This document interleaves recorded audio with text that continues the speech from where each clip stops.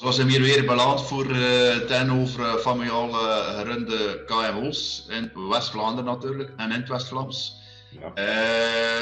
Een aantal zaken dat we gaan bespreken is onder meer wat dat jouw ervaring zijn met familiale gerunde bedrijven in West-Vlaanderen, maar toch specifiek naar wie zijn nu eigenlijk de effectieve beslissingsnemers. Ja, ik merk inderdaad dat je regelmatig toch ook moet polsen van wie pakt uiteindelijk de beslissing. En de eerste zie dat je weken werkt met mensen om de neuzen in dezelfde richtingen te krijgen. En het is nogal dikwijls, hadden zo de tweede of de derde generatie overgepakt, heb je de indruk dat er een modern beleid wordt gevoerd en dat er een goede dialoog is en dat je op het directieteam echt wel zoekt naar samenhorigheid. Maar de zondag is er dan een koffietafel bij de familie, bij vader en moeder, die misschien nog altijd mede-eigenaar zijn, maar zogezegd uit de directie zijn gestapt of op hun goesting gaan leven. Maar het is helemaal niet denkbeeldig dat op die koffietafel die beslissingen gewoon worden omgedraaid en dat het discours er nog een keer heel gaans opnieuw wordt gevoerd. En als mentor of als werknemer zelfs, zij onder de indruk hij peesje dat eigenlijk de strijd gestreden is en dat de beslissing genomen is. En je komt de maandag op een bureau en het is eigenlijk heel anders uitgedraaid. Ja. En je merkt dan nog wel, ik zeg het zeker, als er overlevering is van bedrijven, dat afspraken over die overlevering en over wie neemt nu eigenlijk beslissing en wie zit echt aan het roer, dat die afspraken niet duidelijk zijn gemaakt. En dat er nog altijd wel bevoegdheden blijven plakken, informeel of formeel, bij een orgaan, zeg dan maar een familieorgaan, die jou niet bekend is, dat je niet ziet. Die echt, je hebt met die mensen geen contact, je kunt ze niet beïnvloeden. Ze zitten rond de koffie of de thee en de carré confituurtjes de zondag. Ja. Dus in feite een beetje frustreerd werken op die manier en eigenlijk ook naar de mensen toe heeft dat wel een beetje het gevoel van we zijn hier precies bezig in de processie van achterna. Met een beslissing, met pees dat zo gaat zitten en toen achterna wordt alles verdraaid. Dus, ja, maar wat je merkt, dat is dat je mensen geweldig demotiveert. Want je hebt een indruk dat je betrokken wordt in heel dat beslissingsproces. Je hebt een indruk dat je mee aan het bouwen zit aan de organisatie. Maar het is nogal de eerste tonnen, de noden, die nog een keer al beslissen. En die nog een keer een stempel deuren duwt en zegt van nee, we gaan dat niet doen, we gaan die investeringen niet doen. Of jong, we gaan dat wel verkopen. Terwijl dat er eigenlijk in samenhorigheid is beslist met het werkende operationele team om net het tegenovergestelde te doen. En dat is natuurlijk dat is lastig werk. Ja, dat absoluut. En het duurt een tijdje eer dat je dat deur hebt, dat je dat voelt. Dus het gebeurt op een heel subtiele manier op die momenten. Je peest van oké, we gaan er nog een keer over klappen, we gaan weer van ons woord zijn, maar toch bluft het alles bij het oude, business as usual, en verandert niks en dat is natuurlijk heel lastig werken. En de begeleidingen van die overdracht tussen generaties is daarin heel belangrijk. Ook het coachen van die nieuwe CEO's, van die nieuwe directieleden naar op een of andere manier moet je toch eigenlijk wel weerstand beginnen geven, want een wisseling van een generatie is ook een wisseling van cultuur, is een wisseling van visie.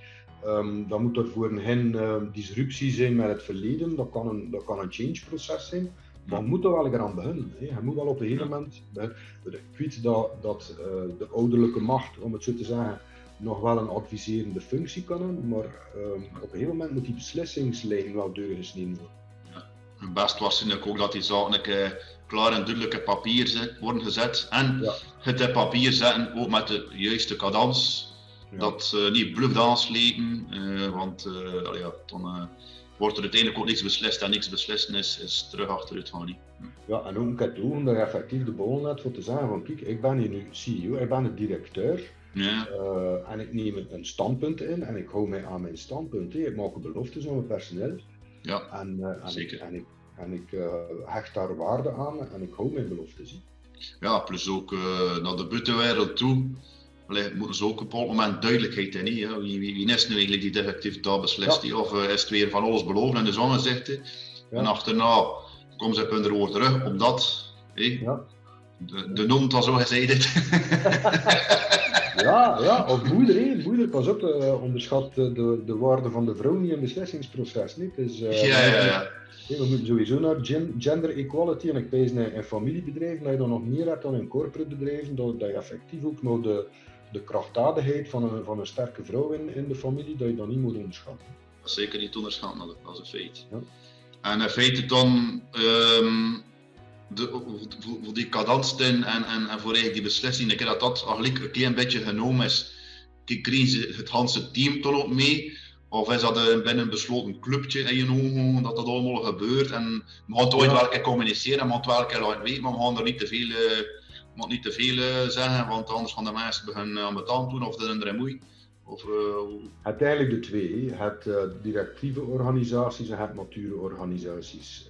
In een directieve organisatie, en dat zie je helaas nog heel veel bij familiebedrijven, dat je dus echt een boys is een boys. En een boys gaat zeggen, en best wat een boys gezegd heeft. Ja. En of dat je nu deelgenomen hebt, zeker in modernere organisaties of maturere organisaties, merkte boys heeft wel wat in zijn achterhoofd, maar je laat eigenlijk het personeel mee beslissen en tot een bepaald besluit komen waarvan een boy zegt van, het is eigenlijk dat wel dat ik wilde, maar nu heeft iedereen in feite beslist en die beslissing is nu gedragen. Iedereen staat er nu achter. Ja.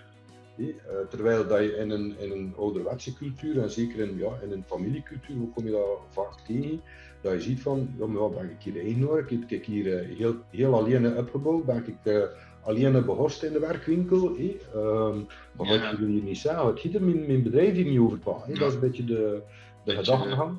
Ja, een beetje like de boer heeft zijn erf, die zegt van, ik zal hier zo lopen, wat ik het zeggen. Ja. En zo is het wel misschien een beetje te veel de mensen in de wanen laten zitten van zijn meebeslissen, maar uiteindelijk beslissen ze totaal niet mee. Ja, en zo bepaal je ook natuurlijk de bedrijfscultuur. En dat zie je vaak in familiebedrijven, dat dus de bedrijfscultuur is eigenlijk de cultuur van de boys, eigenaar of van de familie. Het is gelijk of dat we het weer doen en dat we het weer willen. En zo ga je het hier doen. Terwijl dat je in een moderne organisatie of in grotere organisaties, de cultuur ontstaat eigenlijk doordat je mensen samenbrengt en die mensen samen vormen de nieuwe cultuur. En gaan samen om met hun werkomgeving, gaan samen om met hun werkethiek. Gelijk of dat groeit op die manier. Je hebt organisaties bijvoorbeeld, ik heb onlangs gewerkt voor een organisatie waarbij dat totale openheid, dat maakt deel uit van de cultuur. Dus met andere woorden, alle documenten zitten op SharePoint en zijn voor iedereen toegankelijk. Maar voor iedereen. Iedereen weet van iedereen hoeveel dat hij verdient, hoeveel dat zijn auto gekost. En ik bedoel, gewoon kunt u niet voorstellen hoe open dat is. Maar dat aantal die gegroeid is, niet van die eigenaren, dat is gegroeid uit die organisatie. Ja. Er zijn weinig directieleden of eigenaars die zeggen van, we gaan hier alles gewoon open en bloot op SharePoint zetten.